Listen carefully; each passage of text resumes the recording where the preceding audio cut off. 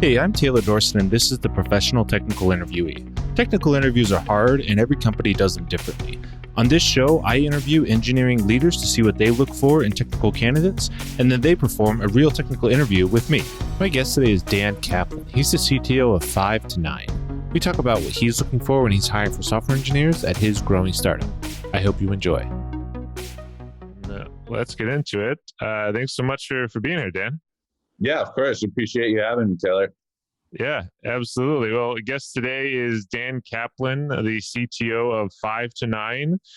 Dan is a longtime Chicago-based software engineer, lead engineer, and then recently I moved to Colorado. So anything I missed there? No, that's perfect. Still a massive Chicago sports fan, diehard Bulls fan especially. There we go. Hopefully they have a good season this year, right? Yeah, we retooled the roster and moved front office. Super excited. That's great. Well, can you share a little bit about 5to9, kind of what the company does and what your role in particular looks like? Yeah, sure. So let me start with 5to9. So really what we are is for companies kind of 200 employees and up. And we're really a platform to kind of host your workplace programs and events. So really kind of the use case here, usually we'll kind of start with what we're called like employer resource groups or ERG groups. So like kind of your diversity inclusion, your women at work, your, what have you, your ERGs. And our platform is really for the organizers to come on, collaborate, make it easy for them to create events, make it easy for them to reach attendees, and then more importantly, kind of really dive deeper into analytics. So what our company found is kind of less than 10% of companies are kind of measuring their workplace events and programs.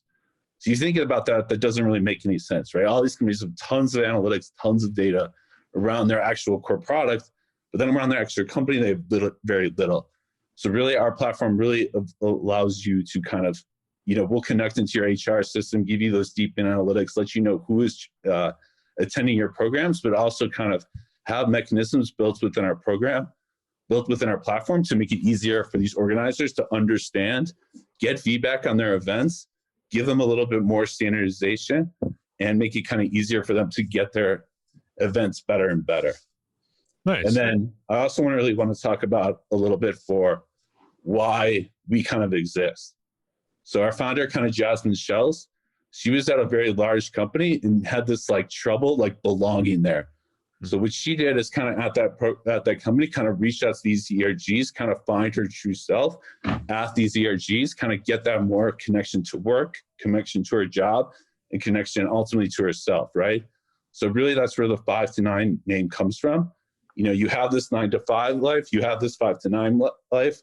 We're trying to blend those lives together, try and have you be your best self, kind of come with kind of your best attitude, your best everything to your company. And we like when companies do that, they allow their employees to engage in their passions, their interests. They become more committed to their job and they kind of get better employees through that. Yeah, I love it. That's awesome. I've heard a lot of people that do internal talks at their companies, especially larger companies, mention like, I enjoy giving these talks, but I don't really know, does it do anything, right? Like once in a while, like the only way they really hear is, they 3-6 months later, they hear someone saying like, oh, we're doing that thing that you brought up in that talk, right? And then that's the only way they know, right? So that space makes a lot of sense. And I think something, especially if only 10% of companies are doing it, that's a crazy statistic. Yeah, and it's also these larger companies, they'll have multiple ERGs, and like one ERG leader will be doing something, one ERG will be doing something else. So our platform will like integrate into your Google Calendar, your Zoom, your Slack, make it easy, kind of work with the company, create a standardized way to kind of reach out to your employees, your attendees to these events, really make sure you're kind of getting the attendees to your events, and then kind of, again, creating that feedback loop to make your programs better and better. Nice. And can you share a little bit about the tech stack at the company? Sure. So our backend is a kind of Ruby on Rails API. Our front end is kind of a React front end. We kind of use a Postgres database, and then we're hosted in AWS. Nice. Cool. And how big is the team right now for engineering? Sure. For engineering, it's myself as the CTO. We have two other engineers. We have a product designer, and then currently we're hiring for a full-time kind of senior, more back-end engineer, and then also hiring for kind of a product manager as well. Nice. Cool. Well, you heard it here first, folks. Dan's hiring. Yeah, I just gave some interviews last week. Have some more lined up this week, but yeah, definitely reach out. Nice. Can you share a little bit about your pathway into tech? Traditional, non-traditional, a mixture of both, or how'd you kind of get into technology in the first place? Yeah, sure. So pretty non-traditional for me. Grew up in the north side of Chicago, was really into like business, did a bunch of like case competitions, went to the University of Wisconsin, was like a double major in economics, communication arts, briefly worked in like business development and sales out of college. Quickly realized like not the career for me. So I did one of kind of the first boot camps kind of in Chicago. At the time I was like super into startups. I actually kind of went to kind of a startup weekend event in Chicago. While I was there, this person on my team, he kind of was in the midst of this coding boot camp. One of the judges, Neil Sales Griffin, was like one of the judges there. So I got to meet him. He was the founder of this boot camp. Got to like sit in on a class. This was like before the time boot camps were really large. Ours was like much more holistic. So I ended up just kind of like quitting my job, doing this boot camp. It was kind of a 3-month one, really focused on Ruby on Rails. For me, kind of, I went into it and knew nothing about software engineering, like nothing at all. Barely knew HTML or CSS. Hadn't even heard the words Ruby on Rails. But the boot camp really just like encouraged us to like build just like side projects essentially. Mm-hmm. Nowadays, like the boot camp is kind of a more stringent kind of criteria curriculum, which I think is really good. It really helps like reinforce the fundamentals. For ours, it was kind of like, we were given like lessons and kind of, then it was just like go build stuff. So I ended up just building a bunch of side projects, and that's what really kind of helped me get my foot in the door. So I remember I built this like one project that I called the High Five Project. It was just like a website like dedicated to high fives. So like on it, like I had like the history of the high five. I had to wait for you to like submit like a really basic like stupid form, or you like submit your like high five experiences or whatever. Like my first job was working at this company called G2 Crowd. At the time they were a super early startup. So the hiring manager there like saw this project and like thought it was kind of funky and kind of funny. So they kind of brought me in. Luckily they gave me an opportunity. Nice. I have talked about for the last 2 years where there's a wave, and especially in Chicago where, Dev Boot Camp was early, and some of these other fairly early kind of modern boot camps, of folks who went to those first couple cohorts are now in manager, director, VP, CTO level roles, right? And it really is changing the way that people are hiring. Because I'm sure you look at a bootcamp graduate and you're thinking totally different from someone who's a traditional, computer science background and has never hired someone out of a bootcamp before, right? Because that it works and people go through that process, right? So it's kind of interesting how that has led to kind of opening up the doors for one, diversity, but two, just more people getting into technology, right? Yeah, most definitely. I mean, people in that boot camp are now sort of what you said, engineering managers, staff engineers. Some are like co-founders of their own company, CEOs. So it's like, I would definitely agree with that. Like when I was going through the process, there was definitely like a stigma, and you kind of like had to find the right company. For me, I kind of went around that by kind of going more startup route, which was what I was interested in. So it kind of worked out, but kind of like work on that relationship building, let them know who I was, as opposed to kind of a larger company that's more of like a strict fundamental process that's a little bit biased towards these CS graduates, I would say. But yeah, especially now, I think, we're going to speak a lot about technical interviewing, but I think it's a lot more holistic now, which I think is really good as opposed to kind of back in the day. Yeah. And you touched on it a little bit, but the first job was at G2 Crowd, which is Chicago based. Now they're pretty large, right? They're probably pretty small when you initially joined them. Yeah, I was one of the first employees there. At the time, it was really just me and the co-founder. So it was really an awesome role. I got to work super closely with the CTO there, Mike Wheeler. So it was an incredible role for me, as a junior engineer going to a small code base, getting to like, that kind of allowed me to kind of get a full grasp on it. They gave me like real work there, and it really kind of was a great launching pad for my career. A truly like awesome company. The culture there was phenomenal. Honestly, like I just kind of like after a year or so, I was just kind of like ready for something larger. But honestly, looking back on it, I feel like, especially seeing where they are now, I'm not sure it was totally the right decision. Yeah. I think like the culture in that company was really amazing. And it was like really my first one engineer, and I didn't like totally realize that as much as I do now. Sure, there's perspective gained once you see other companies, right, and how other companies operate. And you said you landed that first job through basically you had connected with the CTO and they saw that project, or how'd you get kind of introduced to them? No, so for my resume, right, like I didn't really have any like any real experience, right? So I had like my boot camp, and kind of like my bullet points there were kind of the boot camp experience. But to kind of like fill the gaps in my resume, I kind of had like that first job I had out of college or whatever. But then like to kind of fill those gaps, I put in like my side projects, and I put like links to the side projects, use the tools I built, use like kind of just like spoke a little about the problems I solved. So I think they like at the time I was just like in that role, like mass applying everywhere, right? As you get like more advanced in your career, you have people like reach out to you, but like when you're a junior, you got to be really scrappy, have to have that hustle. So I just kind of applied to everything everywhere. I think like what really worked out for me, ironically, with that role, I think they found me through Career Builder, honestly, which is kind of like one of the least likely places to find it, I would say.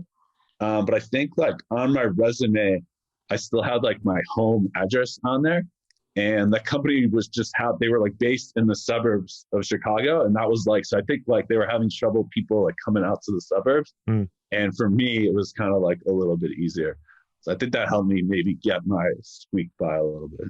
Nice. I often see hiring is a game of inches sometimes, right? If you just it makes a little bit more sense to go with you versus someone else, and shorter commute, maybe you're willing to stay in the office a little longer. That checks the box. But I mean, that's like still what we were just talking about with the holistic part, right? Right now, I think honestly, I really see that is where people are going. Right? They want to, everyone really understands how you're going to be working with people ideally for a long time. You're going to be spending a lot of time with them, so.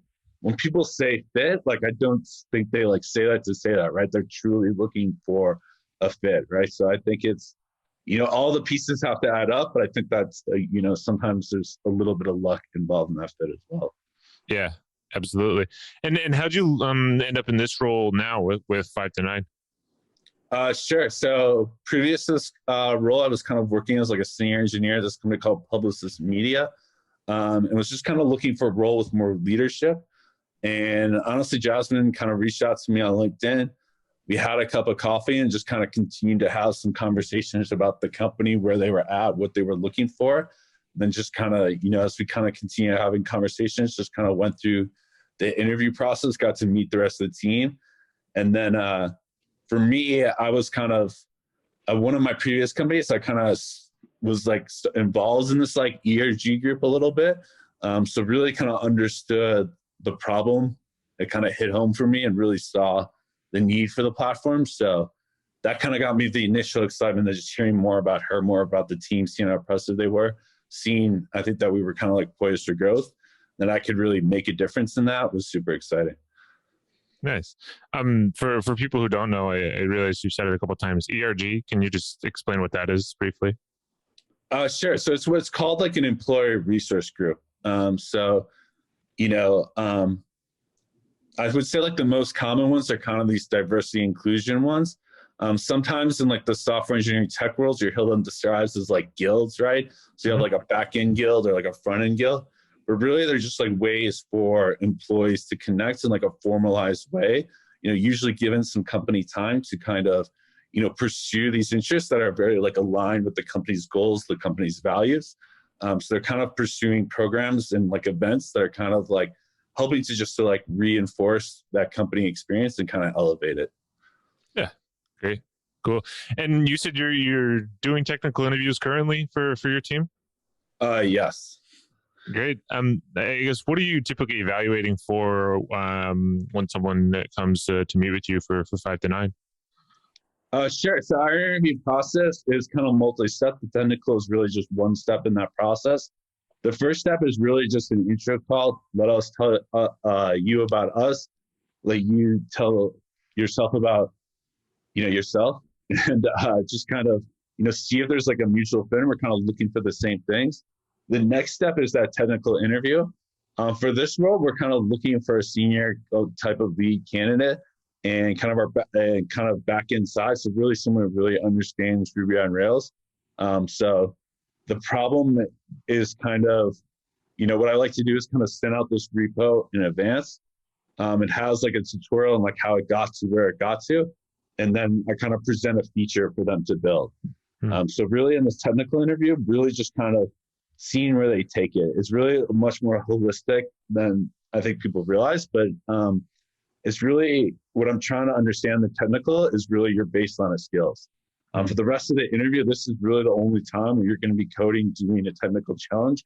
Everything is kind of more behavioral, more cultural. So really just kind of want to see where you're at, where your head's at, how you kind of go about developing a feature, the types of questions you ask, what you're looking out for, some of your basic Ruby Rails skills, just to, make sure that, really when you get into this role, you'll be able to excel. You won't be overwhelmed, and you can really achieve great things.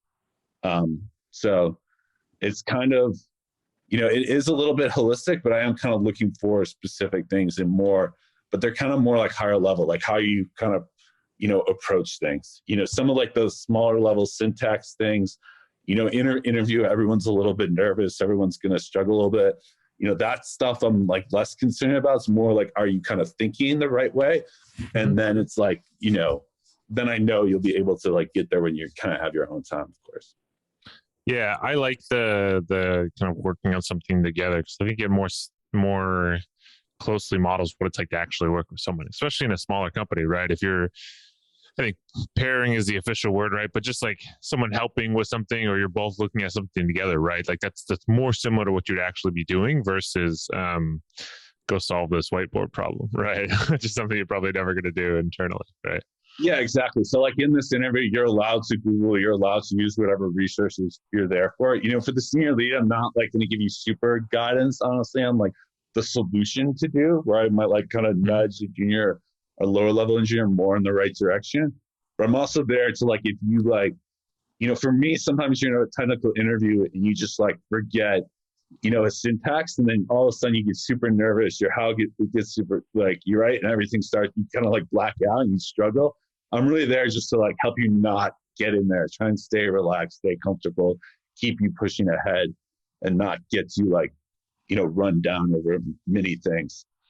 Yeah. So you said phone call first, then a technical, if that goes well, and then is there some type of final after that? Yes, there's kind of 2 steps after that. The next will be kind of an hour-long conversation with myself and kind of our lead front-end engineer. And that's kind of more behavioral. We're getting more into kind of going deeper into your past experience, learning what you kind of did there, again, what you're looking for in this role. For the senior lead, kind of seeing your leadership, seeing you've any mentorship experience, kind of seeing the type of projects you've been working on. And the final one, being a startup, right now we have 8 full-time employees. So we just kind of want to make sure you know everyone before you kind of just show up. So the last one's really just like kind of a short cultural, that's more, just get to know you type of interview. Yeah, nice. Does that process change? I mean, obviously, if it's a whole different type of role, like a product background, obviously that's going to be a different interview process. But does that change across interviewers, or is that pretty standardized? It's been pretty standardized for us, kind of across, whether it's been the junior, the senior. We kind of split up that technical behavioral, and the cultural is really just meeting not technical people. And again, just more of a get to know you cultural interview. Yeah. But we're really just kind of, again, like with that process, we're just trying to understand the full the full range of your experience, and the full, honestly, trying to figure out your potential and kind of what you're looking for, right? I'm a true believer that like, there's tons of roles out there for software engineers, right? You really want to find the role that you're going to excel at. You kind of see this in sports, right? Someone's on the wrong team, the wrong role, and they're not going to like perform their best, right? So really our interview process is really just trying to, make sure, again, kind of going back to fit, right? Like, are you the right fit for this role? And will you do in this role? Being in a startup company like us is very different than being in a company like Facebook, right? So there's kind of different things we're going to look for than them. With us, we're really looking for someone who's wants to be an owner. True ownership will take like a lot of that kind of initiative in the company and in this role. So, our process, the technical is really just, can you do it a little bit, and then the behavioral is kind of, what do you really want to do? Yeah, that's interesting. I don't hear a lot of people mention that about the part of the cultural or behavioral interview is figuring out, is this something you want to do, right? Is this where your interest lies? Because that is, especially at smaller companies, is a huge piece of it, right? Because there's almost always someone out there, especially in engineering, who will pay you more to do the same thing, right? Or sometimes even less work, right? So if you're not excited about the product, you're not excited and interested in what this role actually is, then it doesn't make sense, right? Yeah, exactly. I mean, it's just thinking about it. Like if you're, think about it as yourself, right? When you're like doing your hobbies, right? You're more excited. So you're just kind of giving more effort because of that. You're more into it. So you really should find a company that kind of lines up with what you're looking for, what your goals are, that the culture is right. Because then you'll just be more invested. You'll be more, you'll be giving a little bit more. And when you do that, you're going to elevate yourself. And then it's going to really be awesome in the long run. Yeah. Great. Hey, well, turn the table on you. How do you think of the past you've done at technical interviews? So I think I've come a long way. I think when I was a young engineer, I really, really struggled with them. I think I've done a little bit better now. I still don't think I'm the greatest at it. I really prefer like the take-home ones. They're kind of the more, like I would say, most like language-specific ones to kind of the more algorithmic type of ones. Mm-hmm. But I think it's been a really mixed bag for me. I think they either go really well, really poorly, which is sometimes frustrating. Sure. Yeah. Well, I think it's very frustrating when there's not consistency, right? We're like, oh, that went great, and then the next one just goes the absolute, opposite, right? Which can be frustrating. Like, I thought I was good at this now, right?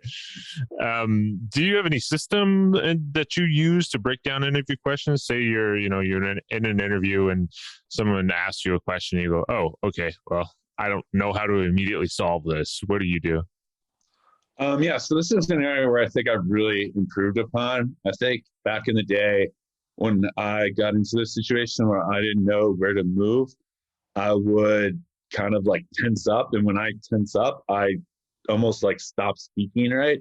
My brain becomes really jumbled and I'm not very communicative, which is something I just had to get over to become more successful at these interviews.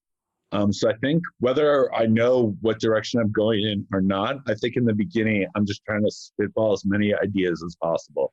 And this would really be my first piece of advice. When you get a problem right, I think a lot of the times, or at least a lot of my problems in the past, was I was always trying to figure out like what that perfect solution was. So even sometimes I would have a solution in my head, but I would like discount it for whatever reason. So what I now try and do is just list as many possible ways as I can figure out where I could start, where I could try and solve this problem. When you do that, sometimes the interviewer will help guide you. Sometimes the interviewer will ask you questions about like the trade-offs between each of those, right? Sometimes the solutions, honestly, that you come up with multiple, could be like, there might not be a difference between them, right? So you might just have to just choose and get forward. But now I really just try and, try to come up with as many solutions as possible. And also B, before I even get to that solutions part, make sure I truly understand the problem. I think, asking those questions right off the top, also I think in the beginning with technical interviews, the types of questions I asked were almost just kind of repeating back the question to them. So that wasn't very insightful. So now I kind of like try and do the step above that, ask questions that, could give, kind of force the interviewer to kind of, ask something that's more open-ended to try and get you a little bit, especially if you don't know where you're going, kind of get you a little bit of a cadence or a little bit of a direction, kind of see where they're trying to like lead you, see if you can like read between the lines a little bit. Yeah. Do you have specific examples of that? So one of the interviews I used to really struggle in was kind of more of these like design challenge ones. So I think in those, in my past, with the design ones, you're kind of just trying to like architect a system, right? Yeah. I was trying to think like too much about the solution instead of, again, just like starting broad. And especially with the design ones, it's like, you know, the questions are so broad, you tend to get like a little description with them. You kind of want to break it down, and it like kind of, as you're asking those questions, they'll kind of like lead you in a little bit of a direction. Yeah. Anyone who's watched some of the technicals of this show that are a little bit more design focused knows I also am not great at those that type of interview.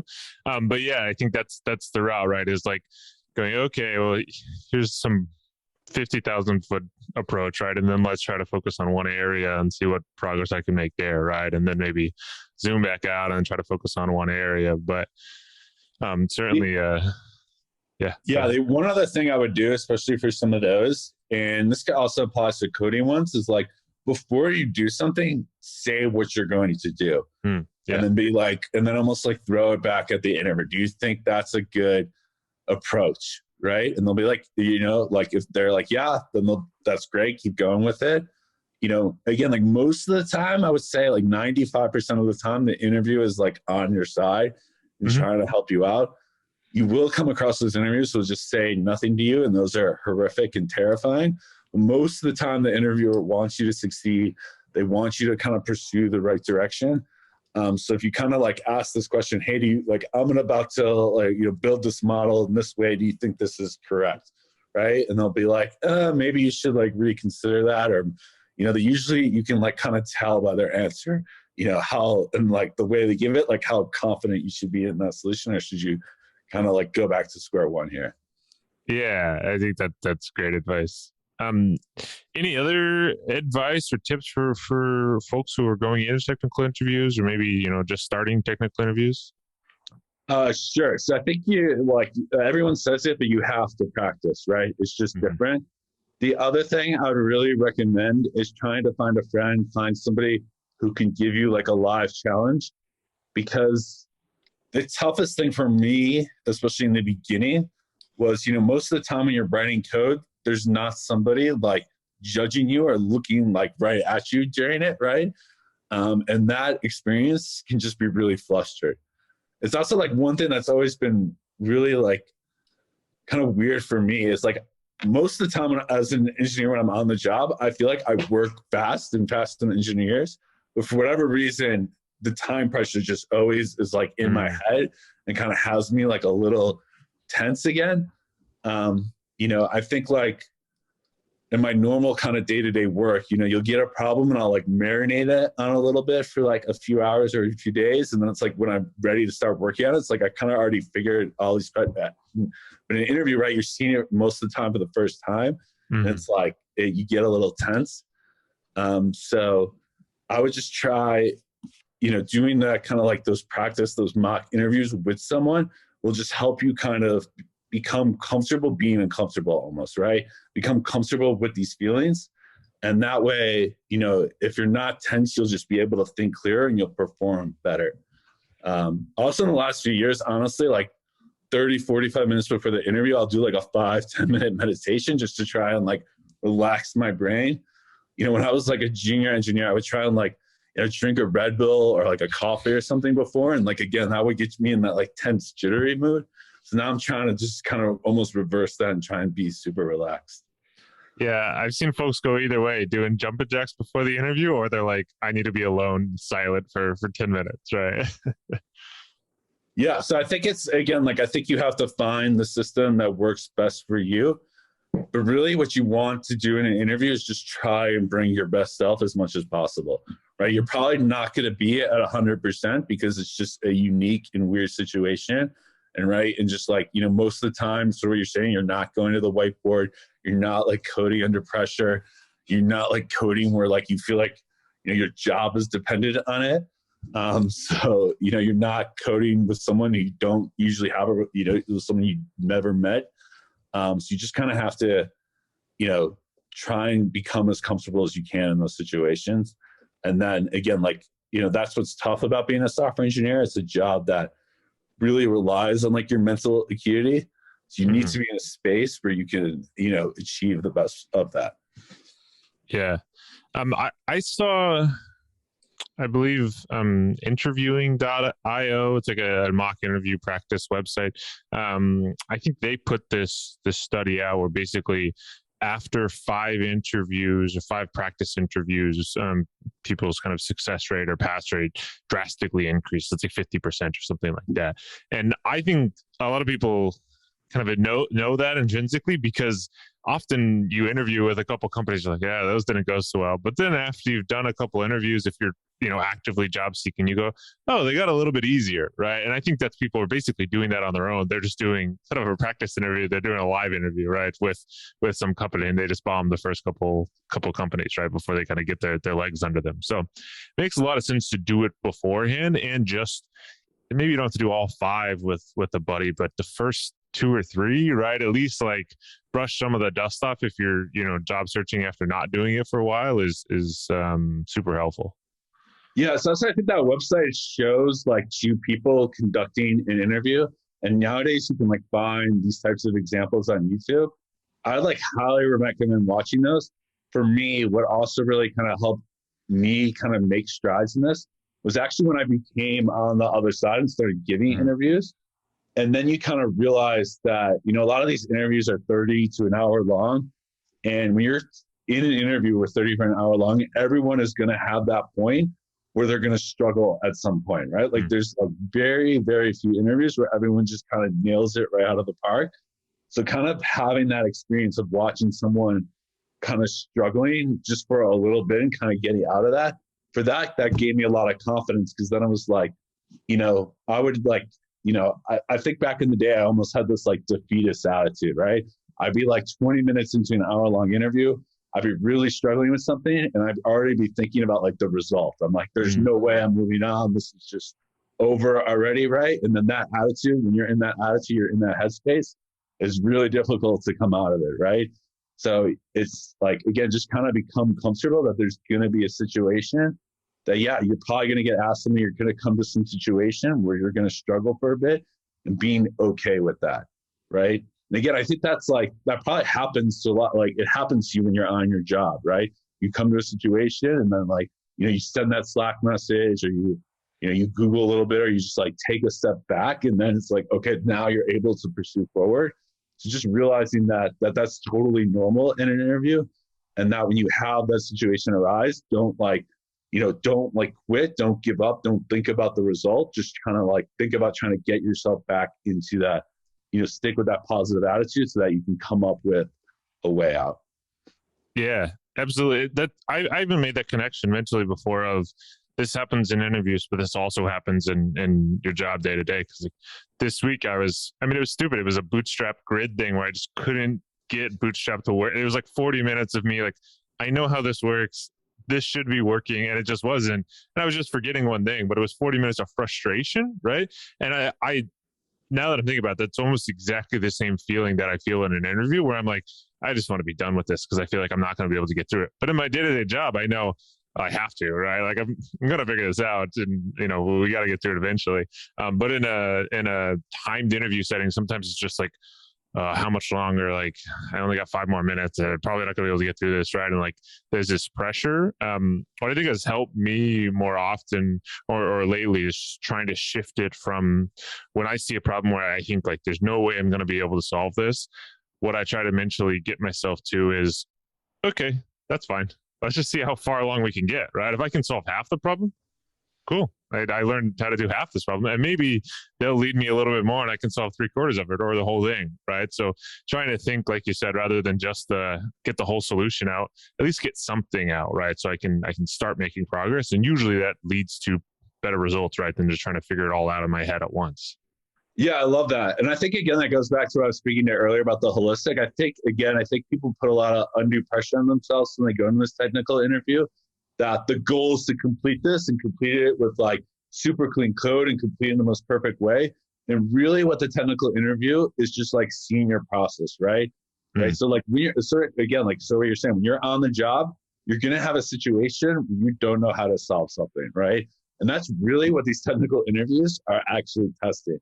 They're not really testing your coding ability. They're testing your ability that when you're in a tough situation and you don't know what to do, where do you rely on? Where do you go? What questions you ask? How do you get out of that? Right. And I think that in that kind of thinking that way also really helped me grow, not just in these interviews, but as an engineer, right?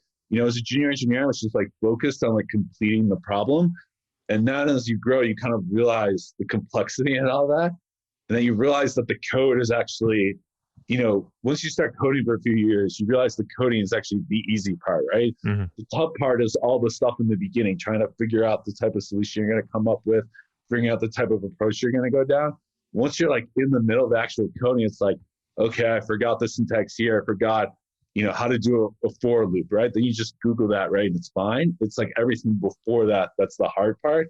And that's really what these interviews are measuring, right? They're not measuring your code, right? That's why like a lot of these technical interviews, they don't care what coding language you use, right? They just want you to be comfortable, but they also just want to simulate a situation when you're stuck, right? Like that's the whole point of the interview, is to try and not like get you like, not like have like tricks, but get you to a point where you're experiencing a situation where you're uncomfortable and like what you do in that scenario. Yeah.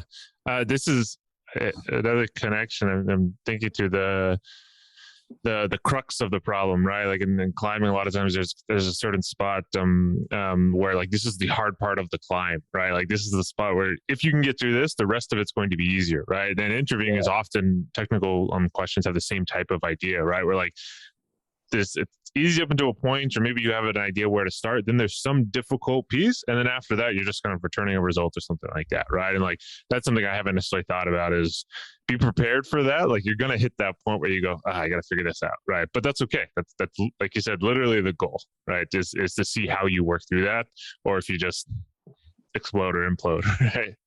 Right. It's also the best. I love that, and to add on to that, the best technical interview questions have like 100 different ways of being solved.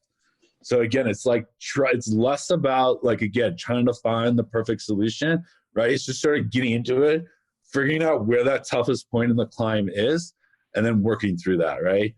So that's why it's like, again, especially one thing I really struggled with as a junior engineer, and this is like one thing to remember, when you're like interviewing for junior or mid-level role, you're not interviewing for a senior or lead level role, right? Sure. So when you're a junior engineer, really you're going to have a problem that you're just going to get, and no one's going to help you, right? You're not going to get any advice on it.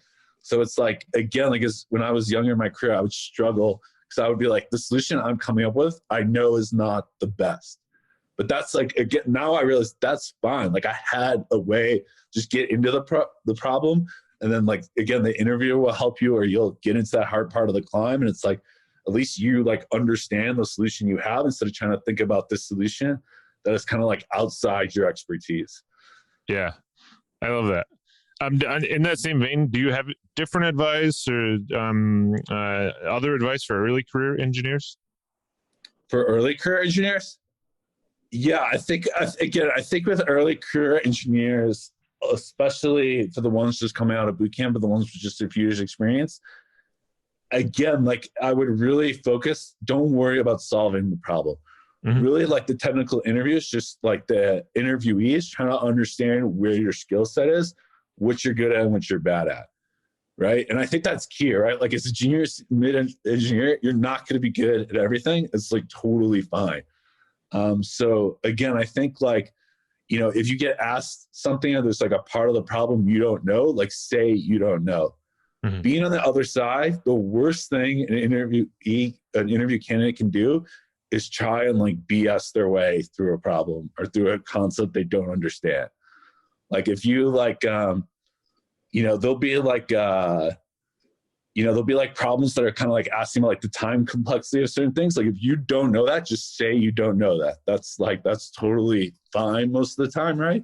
If it isn't, they probably have given you preference or something, and then you should have studied and practiced for it.